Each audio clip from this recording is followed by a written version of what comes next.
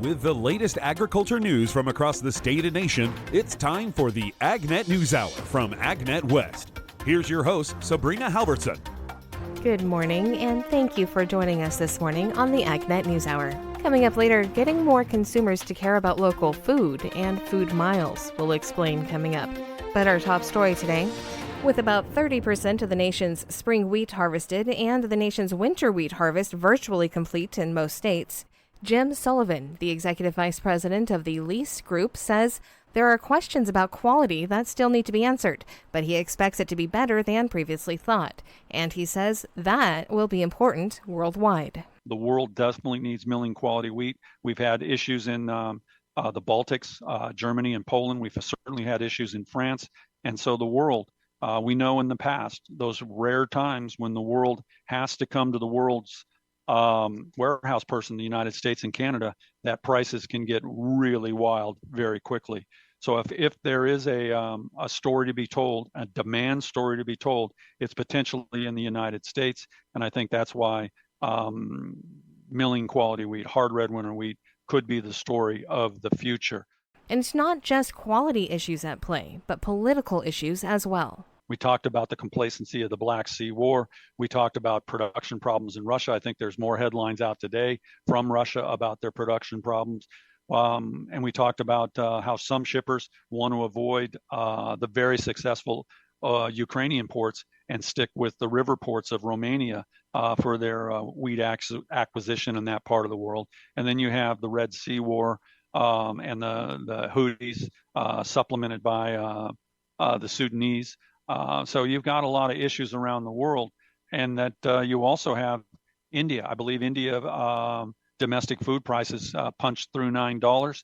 Once again, India could be a net importer of wheat for the first time in a while, to be determined. So you've got export demand bottoming out, and I think with any kind of bottom in corn and beans, wheat is set to recover.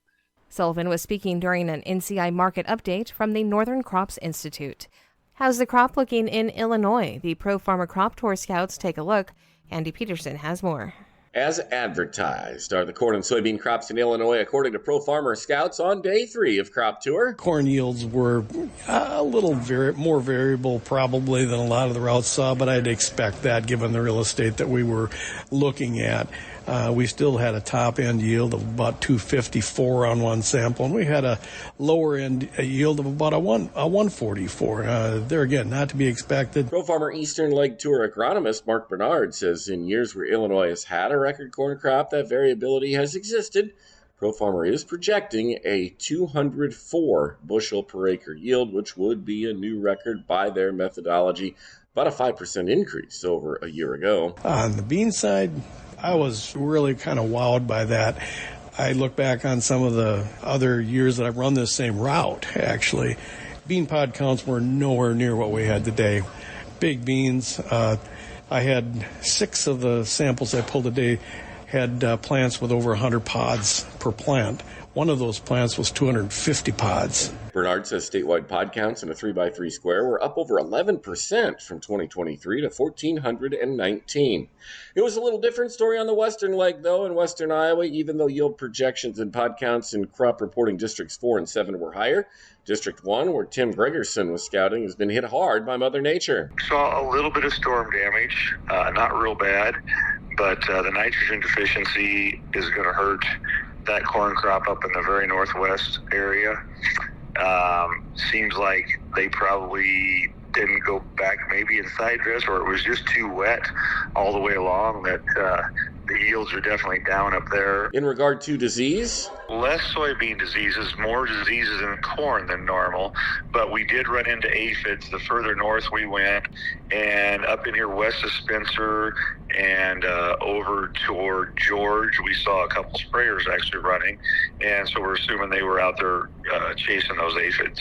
Final Iowa yield results will be released this evening as the tour legs meet up in Rochester, Minnesota. I'm Andy Peterson. You're listening to the AgNet News Hour. I'm Sabrina Halverson. In today's National Spotlight, the latest in Big Iron is moving on to test plots. Preparing for next week, David Geiger has this report. There is less than a week left until the Farm Progress Show in Boone, Iowa, and its manager Matt Youngman says they're starting to set up the big iron. The progress over the last week is just amazing. All the tents are in the air, a lot of landscaping going down, and a constant flow of equipment headed towards that loading dock. That means rolling out the combines and getting them tuned up by the end of the week. Get things opened up so we can do ride and drives and precision demos and give the drones some flight area.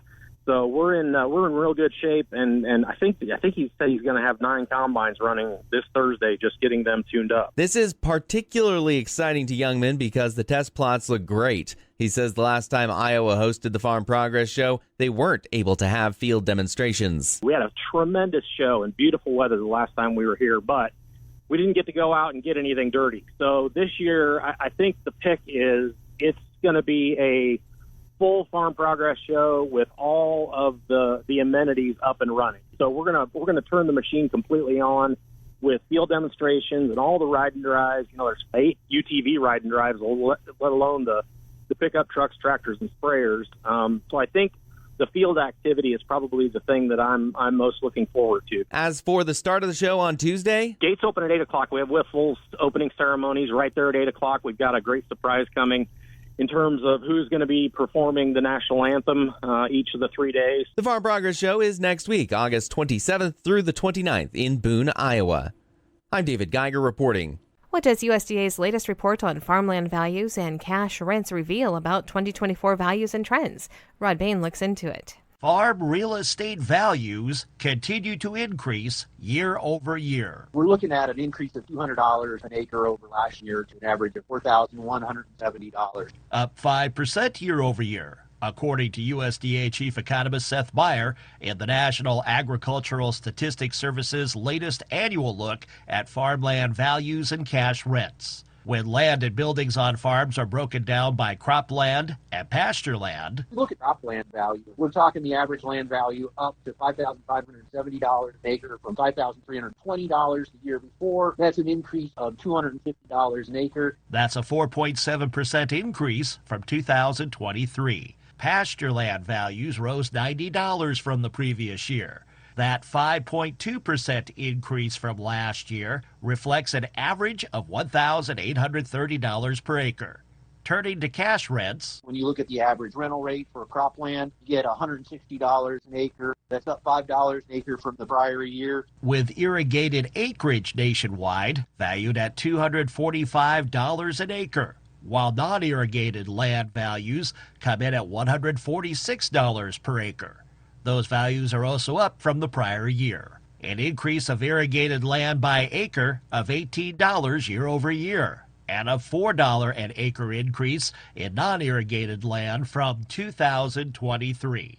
So Chief Economist Seth Meyer, taking this year's farmland value and cash rents into account, how do they compare to previous years regarding strength of values and how other economic factors factor in? The last 3 years, maybe even 4 years, we've seen pretty strong land price increase on the order of 5% this year in terms of land value, higher than that the prior year. And we see the same thing in terms of rental rates. That's a slowdown from what we saw between 22 and 23, but still a pretty strong number as we head into tighter margins for producers. With Meyer thinking land values and cash rents will remain strong, even with downward pressure from expected lower commodity prices and tighter margins in the new marketing year. I'm Rod Bain reporting for the U.S. Department of Agriculture in Washington, D.C.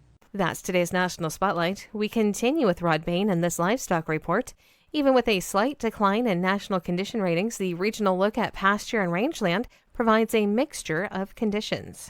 A slight deterioration nationally in pasture and rangeland conditions. 34% of the nation's rangeland and pastures rated good to excellent, down a point from last week's 35%. Meanwhile, 34% very poor to poor, that is up 2 points from last week's 32%. USDA meteorologist Brad Rippey says dryness is noted in regions such as the Pacific Northwest and Great Plains. We are now above 60% very poor to poor in Wyoming, actually leading the nation at 66%. States and an area of the Eastern Corn Belt. In the good to excellent condition category, pastures and rangelands in much of the Midwest reports positive ratings. More than 70% good to excellent in the Mississippi River bordering states of Missouri, 79%, as well as Iowa, 72%, and Minnesota, 72%. With greenness also extending into the Northeast and parts of the Southern Atlantic region. I'm Rod Bain reporting for the U.S. Department of Agriculture in Washington, D.C. With support from the National Pork Board, U.S. Meat Export Federation Chair Randy Spronk, a pork producer from Minnesota, recently got a first-hand look at the potential of the Indonesia market with leadership from the Indiana Soybean Alliance. Despite being a majority Muslim country, Spronk says there is strong potential for U.S. pork. You know, if you really looked at it, you think, well, 280 million people.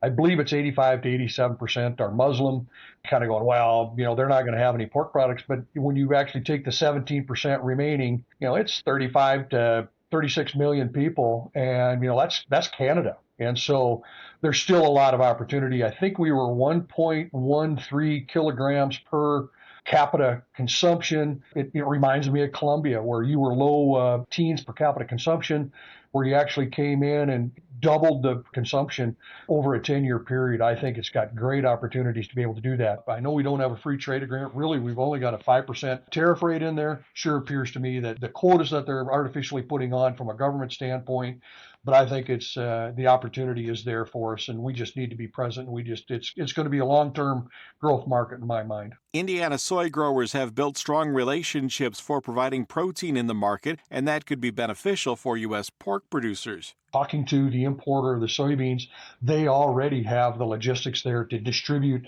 soybeans to a multitude of islands to be able to have them processed daily on each one of these items. That company was actually looking to get their beef import licenses. So I think that firm there has the logistics, has the infrastructure there.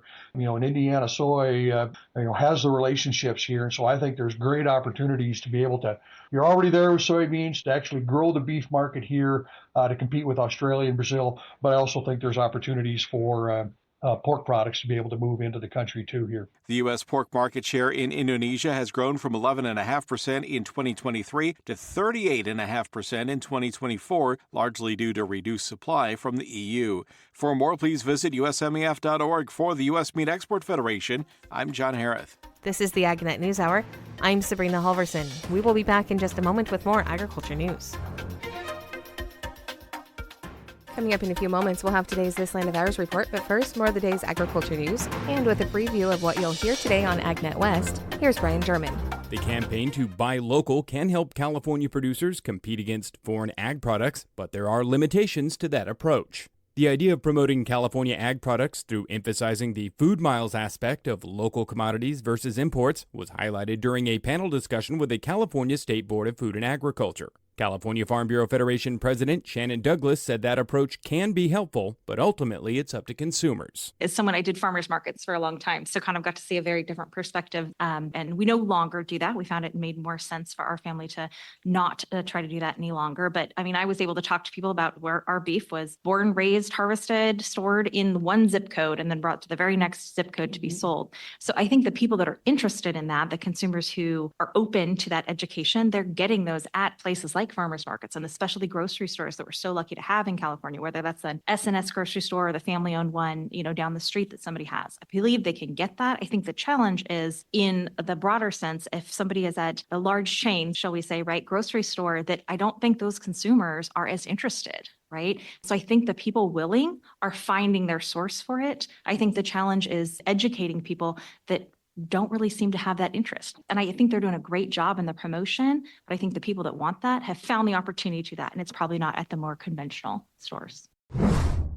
Information from the U.S. Department of Agriculture shows that total debt held by the farm sector has increased significantly between 2012 and 2021. The report summary from USDA's Economic Research Service notes that farm debt has been rising steadily, reaching $504 billion in 2021, a 34% increase since 2012. Most of this debt is tied to real estate, making up 2/3 of the total.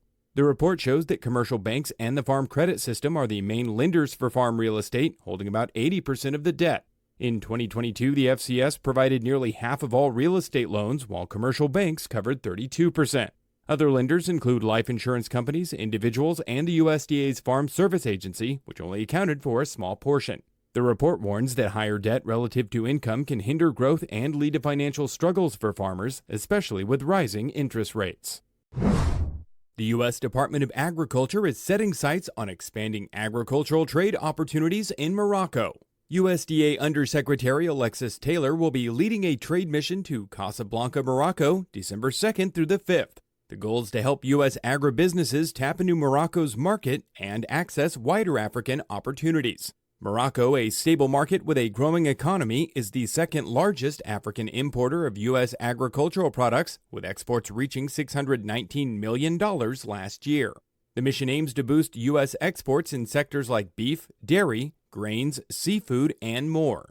U.S. companies will have business meetings with importers from Morocco and other West African nations, plus receive market insights from trade experts. U.S. exporters interested in joining the Agribusiness Trade Mission must apply by August 28th. The Delta Conservancy's report on their 2023 Delta Drought Response Pilot Program reveals mixed results in testing drought-resilient field management practices in the Sacramento-San Joaquin Delta.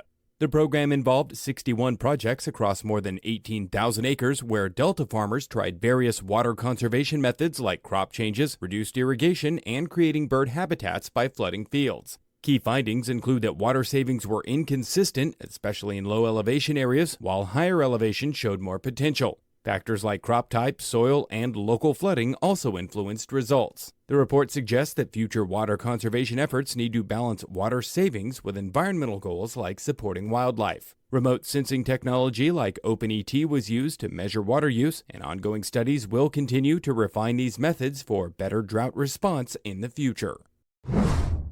An avocado irrigation workshop highlighting management-related issues in orchards is coming up next month in Escondido. The workshop is scheduled to begin at 1 p.m. at the San Diego Farm Bureau on Tuesday, September 3rd. Irrigation and Water Management Advisor Ali Montazar will begin with a presentation on crop water use of avocado orchards, followed by a discussion about other uses of water from Subtropical Crops Advisor Ben Faber. Irrigation Water Management Specialist Khalid Bali will also be talking about salinity management in avocado orchards. After the break, there will be presentations on soil moisture monitoring, the development and evaluation of pathogen and salinity-resistant avocado rootstocks, and the Mission RCD's Water Efficiency Technical Assistance Program. More information about the workshop is available on the upcoming events page at agnetwest.com. I'm Brian German for AgNet West Radio Network. More grocery stores are running specials on higher-priced eggs. That's coming up on This Land of Ours. More supermarkets are running specials on high-priced eggs. Gary Crawford reports. USDA says wholesale egg prices have shot up 60% in only about a month's time. Those higher egg prices at wholesale are to some extent being reflected in higher retail prices. But USDA livestock analyst Shale Shagam says many stores are working to spare consumers from the full brunt of these wholesale price hikes. Many stores, retailers will opt to offer eggs on special at below the cost of wholesale to help increase store traffic, to bring people in to buy other items in the stores. And right now we have seen an increase in the amount of specialing being offered. But Shagam says the special prices offered by most retailers are still higher than regular prices consumers paid for eggs last year. You're listening to the AgNet News Hour. One expert says a healthy diet can improve the health of the brain as well as the body. Carrie Crawford has more. Research shows that our family histories, our genetics, can play a big role in how susceptible we are to diseases such as high blood pressure, heart disease, cancer, diabetes, and Alzheimer's. But lifestyle is a much bigger contributor to these factors.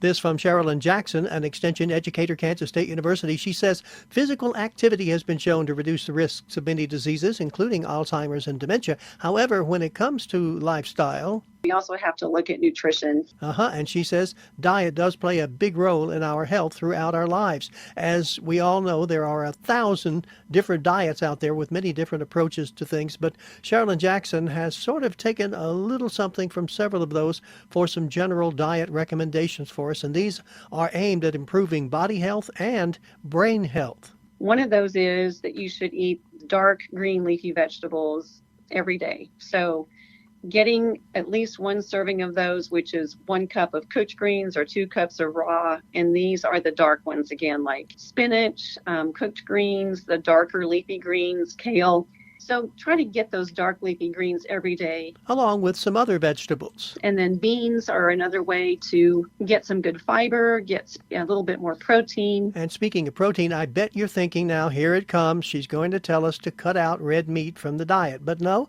she says it's fine to keep red meat on the plate. But think about it in smaller portions, using it as a way to flavor your meals instead of being the real focus of it. So we've gone from having a steak that maybe covers half your plate to maybe you have a bowl with some grains, maybe some quinoa at the bottom, and you top it with a few slices of steak, maybe a few chickpeas or black beans, and then add lots of veggies and such to it. Something like that where it gives the flavor, but it's not the star of the meal. And Sherilyn suggests eating fish a couple of meals a week along with poultry. Now, as far as grains in the diet, she suggests eating grains as grains directly. So instead of getting our grains in breads and such, she says try things like oatmeal, quinoa, brown rice, whole wheat pasta. And of course, as you might expect, having fewer sweets and sweetened beverages, and then really limiting fried and fast foods. Oh, we forgot dessert. We need something sweet to the taste. Sherilyn says berries are just the thing, and berries are really, really important to brain health. Blueberries, strawberries, raspberries, blackberries. So getting those at least 2 to 3 times a week. One last lifestyle thing. Sherilyn says get at least 7 hours of sleep a night. When you are sleeping, your body is recovering and renewing, and your organs are renewing, and we need sleep to function. Our brains and our bodies need it. Just don't do it while we're on the air, okay? Thanks. Gary Crawford reporting for the U.S. Department of Agriculture. Whether you love apples or pears, grapes or peaches, USDA has the latest numbers regarding fall-time fruit production for this year. Rod Bain reports. Late summer and fall-time fruits are found at your local grocery store and retailers about now. And if not now, fairly soon. And depending on what your taste is, you should have no problems finding your favorite as you shop or perhaps pick your own. USDA's latest production forecast for fall-time fruits breaks down specific products. Fleming Gibson of the National Agricultural Statistics Service starts with apples. Our apple production this season is going to be down 2.2%, very similar to some of our prior years. The nation's largest apple-producing state, Washington, along with Michigan, each record year-over-year reductions of over 100 million pounds produced, offsetting an increase in New York State apple production. Turning to cranberries. Production, we're up 1.6%. Massachusetts, the second largest producing state's up 12% compared to the previous year. The rise in Bay State cranberry production offset a slight decline in what the nation's largest cranberry growing state, Wisconsin, harvested this year. When it comes to U.S. grape production in 2024, we are up 7.7% on production. We did add New York and Oregon back to the estimating program for grapes. That was one of our program changes to add them back in. And the nation's largest grape growing state, California, reported more total grapes produced than the prior year, with year-over-year increased production noted for both Golden State raisin and table grapes.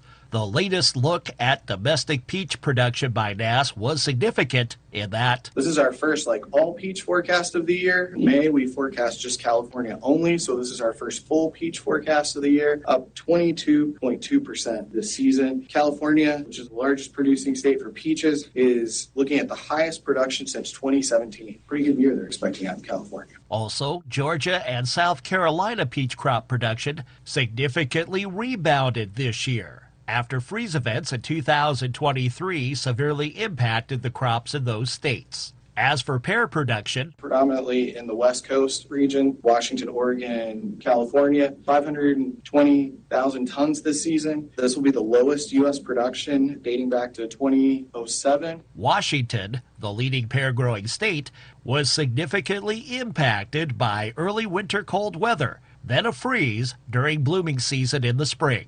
I'm Rod Bain reporting for the U.S. Department of Agriculture in Washington, D.C.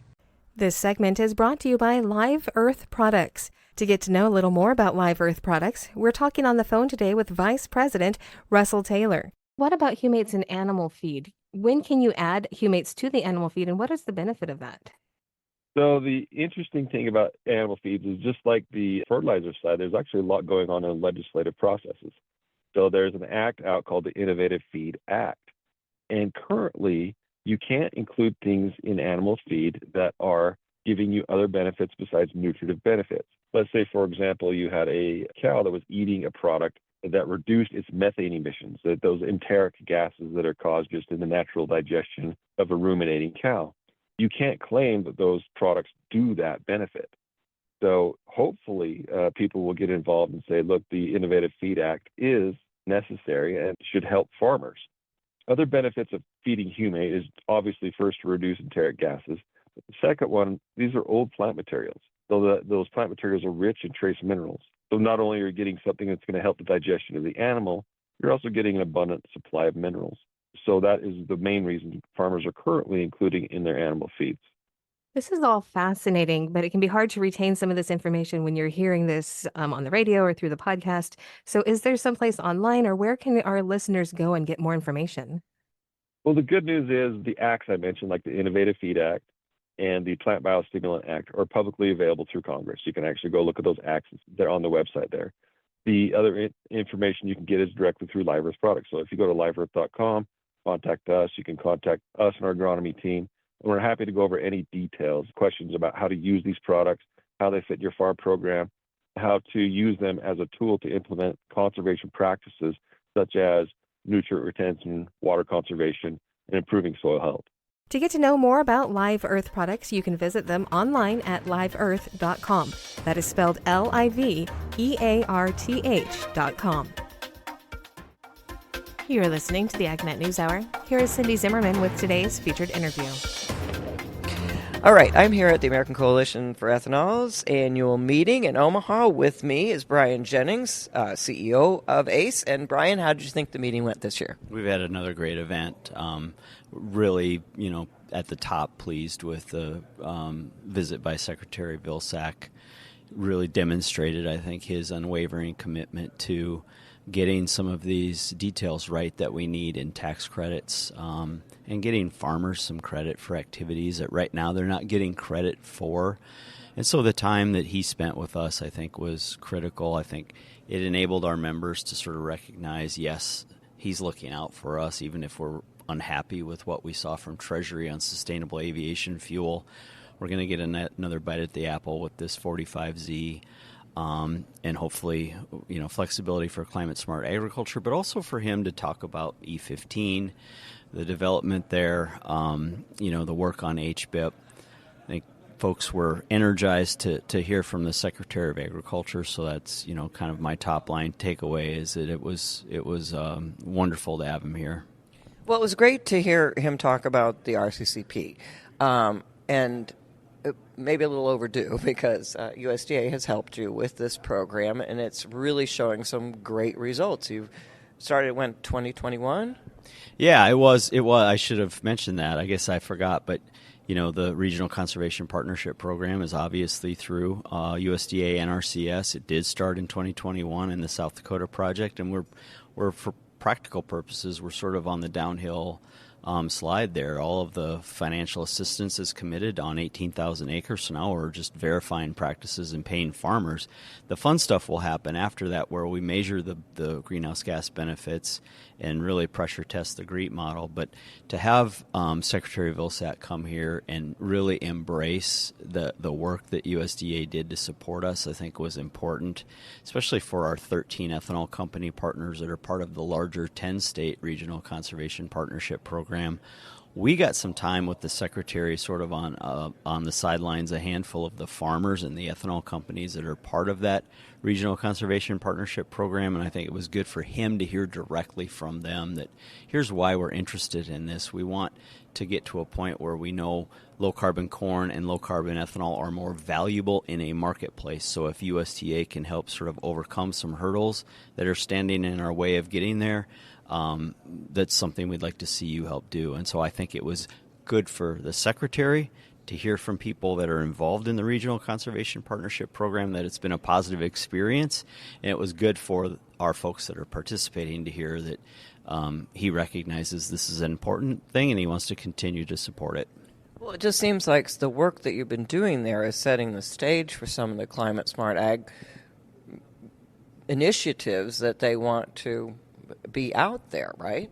That's exactly what we're trying to do. There are some some hurdles that still stand in our way to making sure farmers can take maximum advantage of this, to make sure the ethanol companies can take maximum advantage of this. And so that's precisely what the project is designed to do. I mean, when we're done, we believe in at least 13 locations, we're going to have rock-solid carbon intensity scores for what every single climate-smart ag practice you can imagine does in different soil types and different climates. And so folks are going to know what those benefits are, and as those are calculated in the tax credits, we can go forward with that knowledge. So yeah, we're excited about that. That's huge, and it seems like you're ahead of the game when it comes to like 45Z. Then when it comes online, you're lining yourself up to be able to do that. I think that's right, and that's the purpose, is to make sure that we've done the homework and people can take full advantage of it. After all, 45Z is only on the books for 3 calendar years. We're going to need to try and extend that in Congress, but that's a conversation for a future point in time. But that's what we're trying to do, is get sort of a head start for these ethanol companies and these farmers. Well, Lee Blank with Summit Carbon Solutions is also here. The carbon pipeline has been seen as a very important part of the future for ethanol production. What did you think about his remarks and where that's going? Well, we're excited to support and endorse the Summit pipeline. Most of the ethanol companies that are part of ACE happen to be on with the Summit pipeline. I also think visited with Lee sort of on the sidelines, and I think Summit's just learned some lessons from the past and some of the issues that they've had to deal with in some of the hot spots like South Dakota with landowners. And I really like the approach that they're taking right now. They're going directly to landowners. They're being very transparent with them about what they want to do. They're getting other landowners engaged. After all, I think that's maybe the most effective way to go, is those landowners that have voluntarily signed easements, that understand the economic possibilities of this, talking to their fellow landowners about concerns that they may have and trying to help alleviate those. And so I'm encouraged about what I hear from Lee and what I see from the Summit leadership. This is a massive project, and it's a big undertaking, and we've got some steps yet to take to get there. But if ethanol is going to play a meaningful role as a sustainable aviation fuel feedstock, or an ultra low carbon fuel and net zero fuel, we've got to have carbon capture and sequestration. We really do. You are listening to the AgNet News Hour. We continue now with Cindy Zimmerman and today's featured interview. The awards this year that were given out, let's see, we had quite a few awards. One was John Christensen, and just your input on the awards that were given out this year and why they represent what ACE is all about. Yeah, the Merle Anderson Award went to John Christensen. For your listeners and viewers that maybe don't know Merle, he's the Minnesota farmer who founded ACE, and just a guy who is passionate about making sure farmers had a seat at the table. And John Christensen is someone that's, I think, beloved in the ethanol industry, a CPA who has really created a juggernaut company in Christensen PLLP. They consult, they provide, of course, tax and accounting services, but I think it's just the approach that John takes day to day. He's such a positive, enthusiastic, and energetic guy. People want to be around him. And he's been on the board of directors now for ACE for a few years, and we've just really come to appreciate his leadership and his style. He asks some of the smartest questions in board meetings, and the Merle Anderson Award is sort of viewed as a Lifetime Achievement Award. We'd like to think that John Christensen has many more years ahead of him, but it's important to recognize people that have dedicated so much to this industry and been so committed to the ethanol industry's success. So it was fun to do that award for him, and we had our president Dave Sovereign and former President Ron Alverson, who's also a recipient of the Merle Anderson Award, helped give that. So we were happy to do that. And then the Grassroots Award went to Randy Gard for his work at Bosselman Enterprises for getting E15 tax incentive legislation across the finish line here in the state of Nebraska. Randy is an amazing individual, leads a fantastic company that's selling a lot of higher blends. And, of course, Jeff Carpenter from USDA getting the marketing award.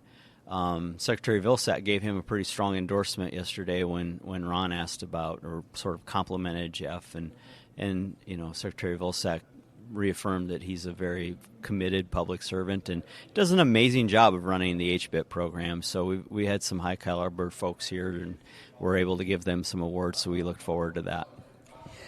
As far as here, we're coming to the end of the year. What do you think this year has been for ethanol? Yeah, I think it's been one of we're trying to sort of figure out how we enter the next phase. We've had this period where it was E15 and RFS sort of focus all of the time, and exports have been a focus as well. These new opportunities through clean fuel markets and tax credits cause board members for ethanol companies and management to sort of sit around the table and figure out, do we want to even, the Secretary made the comment yesterday, these are all about choices. Do you as a business want to try to pursue a tax credit? If you do, what kind of things are you going to do? Are you going to invest in your facility? And a lot of people are doing that right now to reduce their energy use and become more reduce their carbon footprint as well. Do you want to engage farmers like those who are working with us on the Regional Conservation Partnership Program and try to develop the kind of relationships where farmers are delivering corn to you based on practices that are reducing the carbon footprint of that? And so I think the industry there's so many different opportunities. You could begin pursuing sustainable aviation fuel if that's something that's important to you, or creating other CO2 and using that CO2 to create other products. And so I think the industry is really at this phase where there are enormous opportunities over the horizon, and individual companies are sort of figuring out what path they want to chart to get there. Well, it's like you said, it's about choices, and as the Secretary pointed out, why should farmers have to work off the farm? Why shouldn't the farm provide the extra income? Same thing with ethanol producers. Why shouldn't the plant provide the extra income? Yeah, I thought that was brilliant when he talked about instead of working 2 or 3 jobs to keep the farm going, why don't we create more income from the farm itself? And then he credited ACE members because he said ethanol is an example of where we've been able to do that. And I think what the Secretary is trying to help, pave the way forward. Unfortunately, he doesn't get to pull all the strings. Treasury and others have some responsibility here, a lot of responsibility. But he's trying to set, I think, things up so ethanol producers, biofuel producers across the board, and farmers can play a meaningful role in that next phase of really making sure that agriculture is in a position where it can thrive, where it can keep these rural communities going. And that's critically important to him, and it's important to our industry too. All right, Brian, anything else you want to add? No, thanks for being here again. All right, well, it was great. A great meeting once again here, the American Coalition for Ethanol's annual conference in Omaha. That's today's top agriculture news. I'm Sabrina Halverson. Thank you for sharing your morning with us. To get more information on the topics you heard today, visit AgNet West online at agnetwest.com. You can also stay connected by following us on our social media at AgNet West on Facebook, Instagram, and Twitter. You can also find our broadcast team of Brian German and Sabrina Halverson on Facebook and Twitter. Thank you for listening to the AgNet News Hour from AgNet West. AgNet West Radio Network, your primary choice for agriculture news.